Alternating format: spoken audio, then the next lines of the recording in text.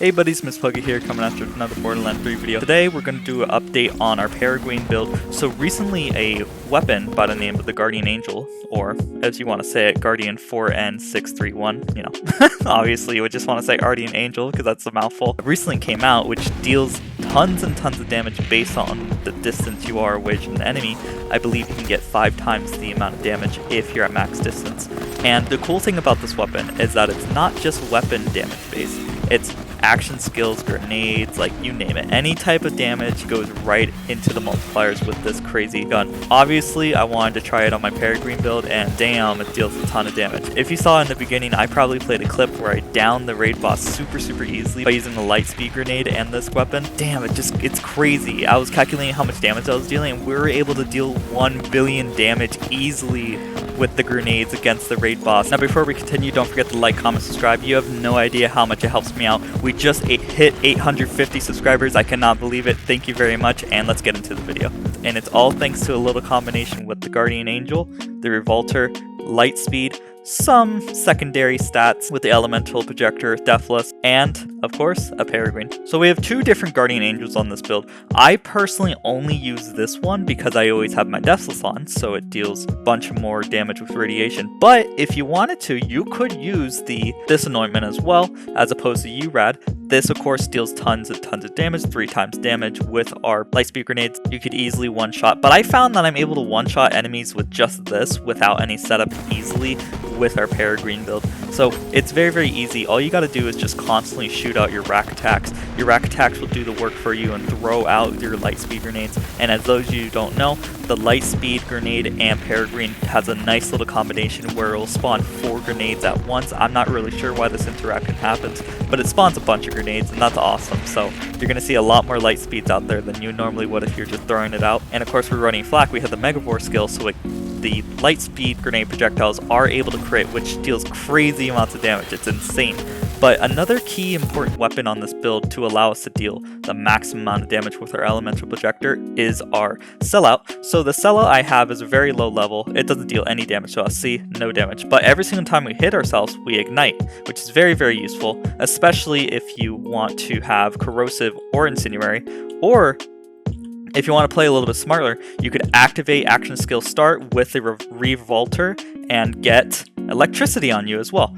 Now I accidentally killed myself, which is funny as hell, but you will get bonus shock damage from the Elemental Projector and bonus shock damage by 2 times with the Revolter special effect, which gives you shocking rage for 15 seconds, which is huge if you combine every single thing, which this is the reason why we are able to deal 1 billion damage, because we're using Elemental Projector, Guardian Angel, Revolter, freaking Peregrine multipliers on the grenades. It's just all that combined is just crazy amounts of damage. It's insane. Now for some reason I did most of my recording here, besides the boss killing, with using a Old God as opposed to my Revolter, so I was using a Fire Lightspeed grenade as opposed to the optimized Shock Lightspeed grenade.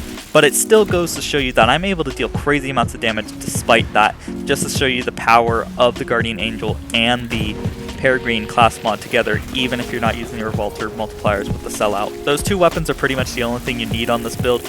You're primarily going to be shooting rack attacks and letting your grenades deal the most of the damage. You are probably not going to shoot as much as you would as other builds. Of course, you could do some little pot shots with the Guardian Angel. You would deal a decent amount of damage, but you primarily are focusing on grenade spamming. So just go wild with grenades and rack attacks. And as mentioned before, we are using the Revolter shield. The Revolter shield is a very powerful shield that just came out.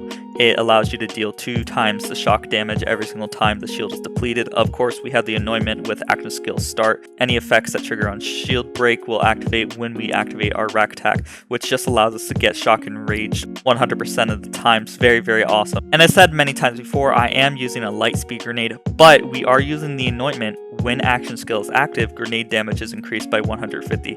25%, which is a huge amount since we are constantly using our action skill with the rack attack, which does trigger this anointment, which allows us to deal crazy amounts of damage very, very easily. You're basically going to have this out at all times because your rack attack comes back so quickly because of our skill tree, and I'll show you the skill tree later, don't you worry. As said before, Elemental Projector Deathless. The Deathless, of course, will allow us to activate our URAD with our Guardian Angel, and Elemental Projector just allows us to cheese out some more elemental damage with the Hazardous Sellout and the Peregrine. Everyone knows that. So basically, it's very easy build. You just constantly throw out your rack attacks. Your rack attack cooldown will constantly come back to you because you're constantly doing crits, with the Megavore proccing our Lightspeed to deal crits. So you're going to get a bunch of action skill cooldown back, and every single time you kill an enemy, you also get some action skill cooldown back. So let's briefly discuss the Mayhem modifiers I'm using. I am using More Than Okay Boomer just to boost our damage a little bit more. I do want as much grenade damage as possible, so Mayhem 10 with the easy multiplier More Than Okay Boomer is not necessarily essential, but I highly recommend it for this build.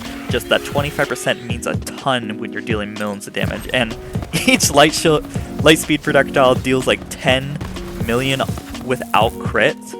Or if you're using Revolter, I think it's like 16 or 18 million without crit. It's just crazy how much damage you can get off of this. And of course, using other common Mayhem modifiers like Postmortem, Healing Avenger. Pool Party's not preferable, but it does have a little shine when you're killing enemies. It's kind of cool to see all the pools happen. These are Guardian ranks, nothing special. But let's move on to the skill tree. Now, as many of those know, a Peregrine build is just red and green tree. It's very, very simple. All you got to do is go all the way down to red tree just to get that Megavore, especially with the Lightspeed. You want Megavore with Lightspeed no matter what. It will increase your damage by a crap ton, I promise you. And we got a lot of crit multipliers in here that will also help with that. And we're using Flock and Load, which allows us to send more additional racks. I had thought that at one point that more racks you had out would increase the amount of damage your Peregrine did.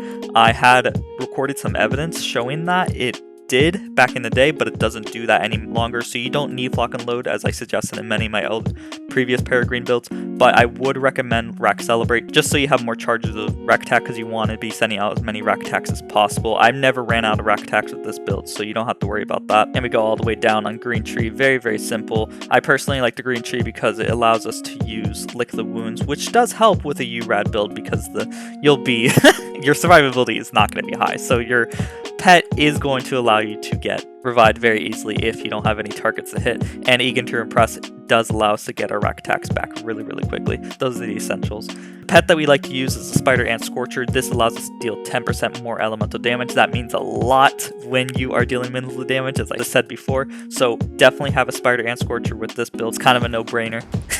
I do want to give people some warning. When you are fighting the raid boss with this build, as I showed in the beginning of this video, the rack attacks don't actually hit the raid boss when he's in his big raid boss form. When he's like his little bar kid mode, when he doesn't have the big 3 health bars, you can hit him with the rack attacks, but as soon as he evolves into the actual raid boss form of himself, and Vermi are unable to actually be hit by rack attacks, so you do have to target your Peregrine rack attacks on the ads that are summoned. So you can get the Lightspeed grenades to spawn from those ads. And since Peregrine does add some additional damage to the grenade when it spawns it, as opposed to throwing it itself, it's essential to make sure you're hitting the ads if you're fighting the raid boss. That's how I killed him very easily, besides just chucking a bunch of grenades. I hope Gearbox fixes that soon because it would allow me to deal more damage than we currently have. And our Lightspeed actually got buffed recently. It is April 29th that this video is being recorded on, so the Lightspeed grenade did get buffed, but for some reason my hotfix won't apply. So my Lightspeed is still bare bones, like it doesn't have the buff. I don't know how much the buff is going to be, but when the buff comes out, this build is going to even be better, and I cannot wait for the hotfix to apply on my computer. I'm not sure what's happening, so I can try this build out, but it doesn't need it, frankly. It's able to kill Captain Tron faster than any of our other Peregrine builds. It's able to kill all enemies like insanely fast. This build is just crazy. I love this build so much. I'm a sucker for grenade builds, and the Peregrine just seems to make that possible, and I love every second of this build. So just in case I didn't mention it very, very well, all you got to do to deal optimal damage with this build is be as far away as possible with the Guardian Angel out. You want to use Hazardous Sellout after using action skill to activate Shock and Rage to allow you to deal shock damage to yourself with the Hazardous Sellout, which allows us to activate our elemental projector. Now the shock damage itself does go away pretty quickly on yourself, so you do have to be pretty quick when you're throwing out your grenades. So as soon as you hit yourself, you want to start throwing out your rack attacks, and all that combined, after you of course switch back to your Guardian Angel after you hit yourself with the Hazardous Sellout, the damage is just going to be incredible. I'm able to deal billions of damage easily to the raid boss and regular adds all over the place. It's freaking easy. I love this build so much. If you would like to try another Peregrine build, we do have a Peregrine melee based build that utilizes the fish slap to deal crazy amounts of damage. I'll put that in a link up there. It also allows us to deal crazy amounts of damage with our face puncher. If you want to try another action skill based build, we have our Mantis plus Unforgiven Zane build. It allows you to deal crazy amounts of crits damage since you're holding the Unforgiven out and just shooting your Mantis cannon. It's awesome. If you want a more skill-based build, try our Crossbow plus Cold War Zane build. This build was able to deal 1.5 billion damage against the Grave Ward with one shot. It's crazy. I love that build very much. If you want another grenade spammy build, try our Gas Call plus Minesweeper build with Mo's. As many as know, Vindicator Gas Call is one of the best grenades in the game. But with the Minesweeper as well, you're able to do crazy amounts of damage on top of that. And finally, if you want a Mo's build that utilizes the Iron Bear as much as possible, allowing the Iron Bear to deal millions of damage to all enemies around, try my Iron Bear plus Flare build. I have a version that is able to deal crazy amounts of damage, and you can just basically AFK with Mo's. So click any of those builds up there on top. Side note, I don't know what's happening here. It looks like my rack attack got glitched and is staying in the air. I think that's pretty cool. But nevertheless, I hope you guys like, comment, subscribe, and I hope you guys have a great day. Bye-bye.